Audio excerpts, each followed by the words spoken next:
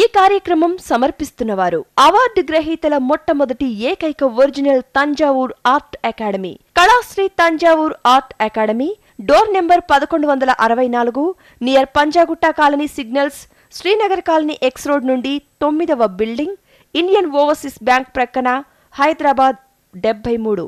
Website www.kalasriarttemple.com. Sriman Narayana Narayan Hari Hari, Sriman Narayana Narayan Hari Hari, Sriman Narayana Narayan Hari Hari, Sriman Narayana Narayan Hari Hari. కనపడని సర్వదేవతల చిత్రాలను కనుల ముందు సాక్షాత్కరింపచేసే దైవాంశ కళ చిత్రకళ. పుట్టుకతో మాత్రమే వచ్చే అరుదైన చిత్రకళను రత్నశాస్త్రం, నాడీశాస్త్రం, వర్ణశాస్త్రం, వాస్తు, జ్యోతిష్య, సాముద్రిక లక్షణాలన్నింటితో క్రోడీకరించి బ్రహ్మీ ముహూర్తంలో నక్షత్రయుక్తంగా దేవీ దేవతల అదృష్ట చిత్రాలను చిత్రీకరించటం కళాశ్రీ కేశవ గురుస్వామి ప్రత్యేకత. వీరి తండ్రిగారైన గురుస్వామి సిద్ధయోగి శాస్త్రీయ చిత్రకారుడు కావటం చేత వారి నుండి వారసత్వంతో గురు శిష్య పరంపర సంప్రదాయ పద్ధతిలో యోగా, చిత్రకళను తీవ్ర సాధన చేసి వాటిని అభ్యసించారు. అంతేకాక తమిళనాడు ప్రభుత్వం నుంచి 9 డిప్లొమోలు మరియు దరిదాపు అన్ని రాష్ట్రాల నుండి జాతీయ స్థాయి అవార్డులు, రివార్డులు అందుకోవటం ఎంతో విశేషం. వీరి సంతానం కూడా చిత్రకారులే కావటంతో పాటు వీరు కూడా అవార్డ్స్ గ్రహీతలే కావటం మరో విశేషం. వీరి కుటుంబంలోనే పద్మశ్రీ, కళాశ్రీ అవార్డుల పంట పండింది. ప్రభుత్వం వారు వీరి ప్రతిభను గుర్తించి గురు శిష్య పరంపర చిత్రకళా పీఠానికి గురువుగా నియమించారు. కళాశ్రీ కేశవ గురుస్వామి చందమామ, బొమ్మరిల్లు వంటి అనేక పత్రికలకు చిత్రకారునిగా పనిచేయటమే కాక జాబిల్లి అనే మాసపత్రికకు చిత్రకారునిగా, సంపాదకుడిగా, ప్రచురణకర్తగా తన ప్రతిభ పాటవాలను ఆనాడే చాటుకున్నారు. సిరి సంపదలను ప్రసాదించే అదృష్ట వాస్తు చిత్రాలను చిత్రీకరిస్తూ వీటిలో అదృష్ట ముద్రలను, అదృష్ట సంకేతాలను జోడించి క్రోడీకరించి త్రికళా చిత్రాలను అందరి పూజా గదులలోనూ మరియు వాస్తుపరంగా దేవతల చిత్రాలను వీరికున్న అరుదైన చిత్రకళాయోగ సాధనతోనే బ్రహ్మీ ముహూర్తంలో చిత్రీకరించి అందరికీ అందజేస్తారు కళాశ్రీ కేశవ గురుస్వామి. త్రికళా జ్ఞానంలోనికి సుస్వాగతం. श्रीमन्नारायण नारायण हरि हरि, श्रीमन्नारायण नारायण हरि हरि, श्रीमन्नारायण नारायण हरि हरि, श्रीमन्नारायण नारायण हरि हरि. పండగ అంటేనే చాలా ఆనందోత్సాహాలతో అతి శక్తివంతమైన త్రికళ మాతల్ని మనం పూజిస్తుంటాం. ముఖ్యంగా అతి పెద్దదైన పండగ ఏదయ్యా అంటే త్రికళ శక్తుల పూజ, అదే దసరా. దసరా అంటే ఏమిటో అవగాహన లేకుండా చేస్తుంటారు, కానీ నిజంగా చెప్పాలంటే నవరాత్రులు 3 దినములు లక్ష్మి గురించి, 3 దినములు సరస్వతి గురించి, మరో 3 దినములు శక్తి తత్వాన్ని గురించి ఆరాధిస్తూ ఈ త్రిశక్తుల కలయికతో అన్నింటా విజయం సాధించండి అన్నదే పరమార్థం.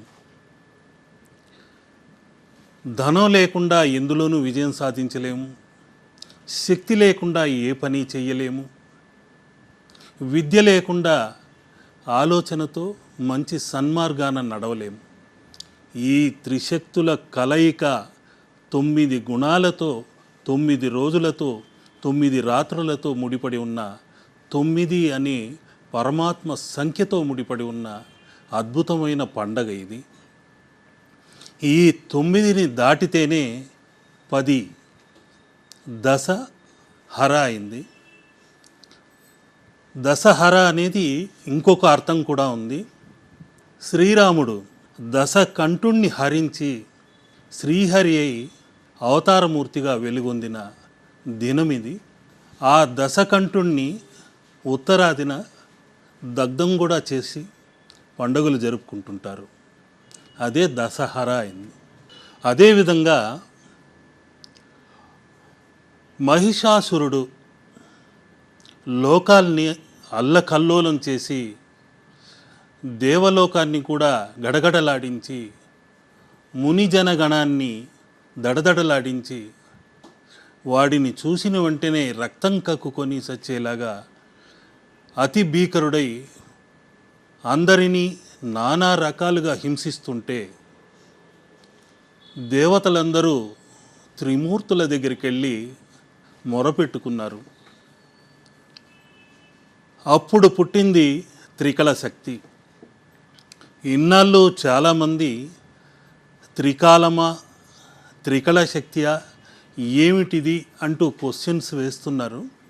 ఆ అద్భుతమైన త్రికళ తత్వాన్ని ఈ శుభ సందర్భంగా మనం తెలుసుకుందాం. అఖిలాండ కోటి బ్రహ్మాండ నాయకి, సమస్త లోకాలకు, సమస్త శక్తులకు, సమస్త జీవులకు జీవాధారమై ప్రాణానాథమై ఆ తల్లి బాలా త్రిపుర సుందరి ఈ శ్రీచక్ర నివాసిని అయి నిలుచుంది. అందరినీ తన చల్లని చూపులతో కరుణా కటాక్ష వీక్షణతో ఆశీర్వదిస్తూనే ఉంటుంది. ఆ తల్లి యొక్క అనుగ్రహంతోనే పార్వతి, లక్ష్మి, సరస్వతి శక్తితత్వముతో త్రికళ మాతలై ఆవిర్భవించారు. ఆ ముగ్గురే జ్ఞానవంతమైన విద్యను, ధనాన్ని, శక్తిని 3 రకాలుగా ప్రసాదిస్తున్నారు. అల్లకల్లోలం చేస్తున్న మహిషాసురుణ్ణి కూడా త్రిమూర్తులు ఏకమై పార్వతీదేవిని చూసిన వెంటనే వారి నుండి ఒక్కొక్క అంశ వెలువడింది. విష్ణువు చూపుల నుండి వైష్ణవ తత్వముతో ఒక మాత ఆవిర్భవిస్తే, శివతత్వముతో మరొక మాత, బ్రహ్మతత్వముతో ఇంకొక మాత, 3 వర్ణాలతో పసుపు, ఎరుపు, నీలమనే త్రివర్ణ శక్తులతో ఏకమై పార్వతీ రూపంగా మహాశక్తివంతమైన అమ్మవారిగా వెలిసింది. ఆ త్రికళ మాతయే నన్ను అనుగ్రహిస్తున్న చాముండేశ్వరి మాత. ఈ చాముండేశ్వరి మాత త్రికళ శక్తులతో, త్రిమూర్తుల త్రివర్ణ సంయోగంతో, సమ్మేళనంతో ఏకమై మమేకమై భూలోకానికి వచ్చి మహిషాసురుణ్ణి 9 రాత్రులు, 3 రాత్రులు సరస్వతీ తత్వముతో, మరో 3 రాత్రులు లక్ష్మీ తత్వముతో, మరో 3 రాత్రులు శక్తి తత్వముతో పోరాడి 9వ రోజు దాటిన వెంటనే 10వ రోజు విజయాట్టహాసముతో విజయ పతాకాన్ని ఎగరేసి మహిషాసురుణ్ణి సంహరించింది. ఆ రోజే మనం విజయదశమి అని ఆనందంగా పండగ జరుపుకుంటుంటాం. ఆ చాముండేశ్వరి దేవి ఎక్కడుందయ్యా అంటే మైసూరులోని చాముండేశ్వరి గుట్టపైన వెలిసింది. అక్కడ చాముండేశ్వరి బెట్ట అంటుంటారు. మైసూరు అన్నది ఒకానొకప్పుడు మహిషాసుర మండలము అని పిలిచేవారు. ఆ మహిషాసురే మైసూరాగా మారి మైసూరుగా మారింది. ఆ ప్రాంతంలోనే చాముండేశ్వరి మహిషాసురుణ్ణి వధించి చాముండేశ్వరిగా అక్కడ పూజలు అందుకుంటుంది. మహిషాసురుడి అతి పెద్దదైన విగ్రహం ఎక్కడుందయ్యా అంటే భారతదేశంలో ఆ మైసూరులోనే మీకు కనిపిస్తుంది. ఆ కొండపై ఉన్న అనేక శక్తివంతమైన అమ్మవార్లు నిత్యం భక్తుల కోరికలు తీరుస్తూనే ఉంటారు. పునర్వసు నక్షత్రానికి కూడా యోగిని ఎవరంటే ఈ చాముండేశ్వరి తల్లియే. ఆ ఆలయ నిర్మాణం కూడా ఆ కాలంలో సప్త సంఖ్యని దైవాంశ సంఖ్యగా భావించి, ఆధ్యాత్మిక సంఖ్యగా భావించి 7 గోపురాలతో నిర్మించారు. ఈ 7 గోపురాలపై చాముండేశ్వరి వివిధ రూపాలతో సాక్షాత్కరిస్తుంది. ఇదొక్కటే కాకుండా అదే సప్త సంఖ్యతో నా పరిశోధనలో ఆ సమీపంలో ఉన్న మహానందిని సందర్శిస్తే ఆ నంది యొక్క వెడల్పు ఎంతుందంటే 25 అడుగుల వెడల్పు ఉంది. అంటే కూడితే 7వ అంకె వస్తుంది. పొడవు ఎంత ఉందంటే 16 అడుగులు ఉంది. మళ్ళీ అది లెక్క వేస్తే 7. కాబట్టి సప్త లోకాలకి, సప్త మాతృకలకి, సప్త స్వరాలకి, సప్త వర్ణాలకి సంకేత తత్వముతో ఆ త్రికళమాత ఆ ప్రాంతంలో వెలసిల్లింది. కోరిన కోర్కెలెల్లా తీర్చే తల్లి ఆ చాముండేశ్వరి దేవి, శ్రీచక్ర నివాసిని. ఈ దసరాల్ని భారతదేశంలో అతి పెద్ద ఎత్తున అతి ఉత్సాహంతో ఎక్కడ జరుపుతారయ్యా అంటే ఒక్క చాముండేశ్వరి పర్వతం సమీపాన్ని. ఏనుగులు, ఒంటెలు, గుర్రాలు ఇలా త్రివిధములైన జంతు వర్గములతో ఊరేగింపు చేసి అక్కడ బలరామ అనే ఒక ఏనుగు కూడా ఉంది. ఆ ఏనుగు యొక్క ఆశీర్వాదం కూడా అందరూ అందుకుంటుంటారు. అది దేవి యొక్క వాహనం.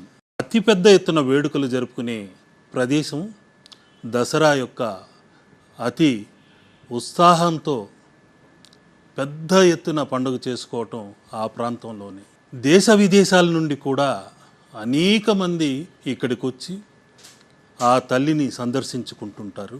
శివుడి రుద్రతాండవంలో సతీదేవి కురులు కూడా ఈ కొండపైనే జారిపడ్డాయని ఒక శిలాశాసనం ఉంది. అంతేకాకుండా అష్టాదశ పీఠాలలో 4వ పీఠం ఇది. అందుకని పూర్వకాలం నుండి ఈ ప్రాంతాన్ని క్రౌంచ పట్టణము అని పిలిచేవారు.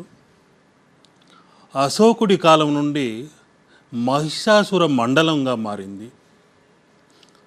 ఆ మహిషాసుర మండలమే ఈరోజు మైసూరుగా మారింది. ఆ ప్రాంతంలోనే అమ్మవారి సప్తతత్వముతో షట్చక్రాలలో చైతన్యవంతమై ప్రతి ఒక్కరిని ఆశీర్వదిస్తుంటుంది. ఈ చాముండేశ్వరి తల్లి శక్తిపీఠం సముద్ర మట్టానికి 3500 అడుగుల ఎత్తున ఉంది. అటువంటి ఉన్నత స్థానంలో నా తల్లి చాముండేశ్వరి ఉంది. అక్కడికెళ్ళి మీరు కోరిన కోరికలన్నీ తీర్చుకోండి. తప్పనిసరిగా అన్ని విషయాల్లోనూ విజయాన్ని సాధిస్తారు.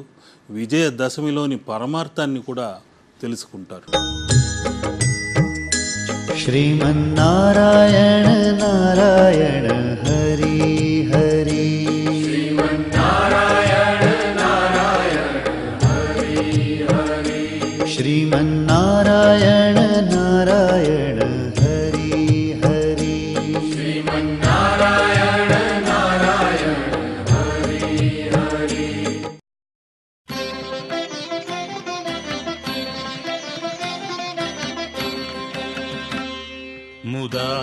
ముదాకరాత్తమోదకం సదా విముక్తి సాధకం. ఇప్పుడు మీరు చూస్తున్నది అతి పవిత్రమైన గణేశ ముద్ర. పంచభూతాత్మకమైన ఈ ముద్ర ఇలా లాభకరి శుభకరి అనే 2 గజములతో మన హస్తములలోనే శ్రీకరి మధ్య అటూ ఇటూ ఉండి అమృత జలాల్ని చిమ్ముతూ మన ఇంట కూడా అమృత దారల్ని కురిపిస్తూ శతదా సర్వదా మనకు ఆ గణేశుడి అనుగ్రహం కలగాలని ప్రార్థిస్తున్నాను.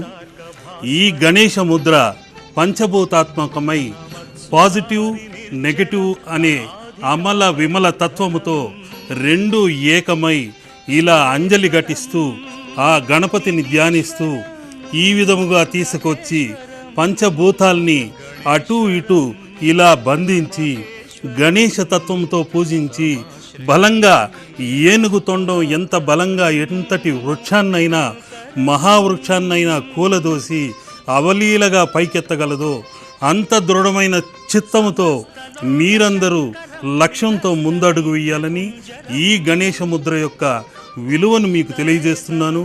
ఈ ముద్రను చేస్తున్నప్పుడు అందులో దాగిన త్రికళ తత్వమైన గజతత్వాన్ని గణపతి తత్వాన్ని ఈరోజు మీకు చిత్రీకరించి చూపిస్తున్నాను. నా మనోదృష్టికి అందిన ఈ పవిత్ర ముద్రను మీకు తెలియజేస్తున్నాను. ఈ త్రికళ గణేశ ముద్రని ఓం లంబోదరాయ నమః అని ఇలా హస్తా నక్షత్రంలో జన్మించిన గణపతి కాబట్టి ఆ హస్తముద్రలలో ఆ గణపతి నేనిందాక చూపించినట్టు మన హస్తములలోనే అభయవరద ముద్రలతో సాక్షాత్కరిస్తున్నాడు అని తెలియజేసేందుకే నేను ఇప్పుడు ఈ చిత్రాన్ని చిత్రిస్తున్నాను. ఈ హస్తం కుడి హస్తము, ఈ 5 వేళ్ళు పంచభూతాత్మకమైనవి, ఈ బొటన వేలు అగ్నితత్వముతో, ఈ చూపుడు వేలు వాయుతత్వముతో, ఈ మధ్య వేలు ఆకాశతత్వముతో, ఈ ఉంగరపు వేలు భూతత్వముతో, ఈ చిటికెన వేలు ఆకాశతత్వంతో ఇలా పులి పంజలా మారి ఏనుగు తొండం ఎలా బలంగా పట్టుకుంటుందో అంత బలంగా మరొక విమల హస్తాన్ని ఈ అమల హస్తం బంధిస్తున్నట్టు ఉంటుంది. ప్రజల్పతి ప్రభాతకే హృది స్మరన్ గణేశ్వరం అరోగతాం అదోషతాం సుసాహితీం సుపుత్రతాం సమాహితాయురష్టభూతిమాభ్యుపైతి శోచిరా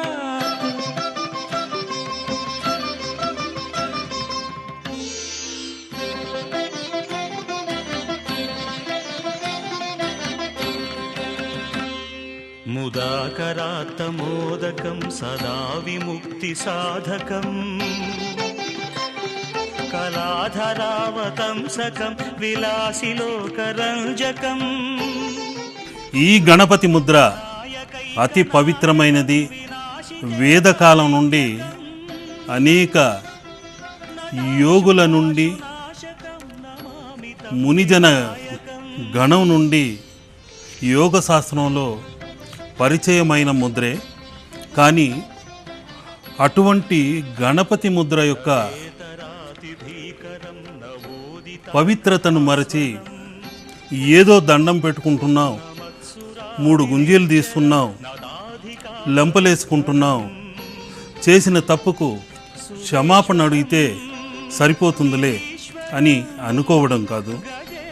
బలమైన పంచభూతాత్మకమైన అమలహస్తాన్ని, ఎడమవైపు ఉన్న విమలహస్తాన్ని రెండింటినీ బంధించి ఈ విధముగా ఓం ఘం గణపతి అయి నమః అని ప్రార్థిస్తే తప్పనిసరిగా మనలోని మూలాధార నివాసి అయిన ఆ మూలాధార చక్రానికి అధిపతి అయిన గణపతి మనకు కోరినవన్నీ నెరవేర్చడానికి సిద్ధంగా ఉన్నాడు. ఆ కోరేవేవో నిజంగా సాధ్యపడేవైతే, మీ శక్తికి తగ్గట్టుగా అయితే తప్పనిసరిగా ఆయన ఆశీస్సులు దొరుకుతాయి. అంతేగాని ఒకే రోజులో కనకదార వర్షం కురవాలి, నేను కోట్లకు పడగెత్తాలని అత్యాశకు పోయినప్పుడు అక్కడ ఆ ఆశకు నిరాశే ఎదురవుతుందని తెలియజేస్తున్నాను. మార్జనం చిరంతనోక్తి భాజనం పురారి పూర్వనందనం సురారి గర్వచర్వణం ప్రపంచనాశ భీషణం ధనంజయాదిభూషణం కపోలదానవారణం భజే పురాణవారణం.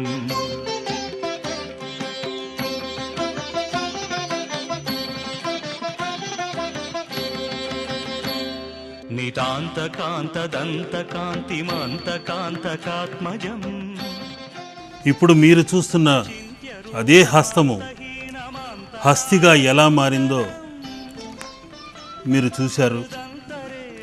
ఈ కోణంలో గజముగా, ఈ కోణంలో గణపతిగా, మరొక కోణంలో గజ ముఖముగా ఆకారాన్ని సంతరించుకుంటుంది. ప్రజల్పతి ప్రభాతకే హృది స్మరన్ గణేశ్వరం అరోగతామదోషతాం సుసాహితీం సుపుత్రతాం సమాహితాయురష్టభూతిమభ్యుపైతి శోచిరాత్.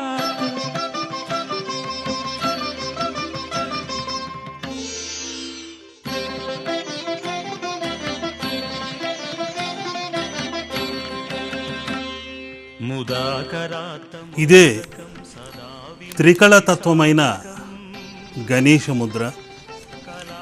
రెండు హస్తాలలో ఒక హస్తం ఇటువైపు నుండి చూసినప్పుడు ఈ విధంగా గజాననుడిగా మారింది. మరొక కోణంలో చూస్తే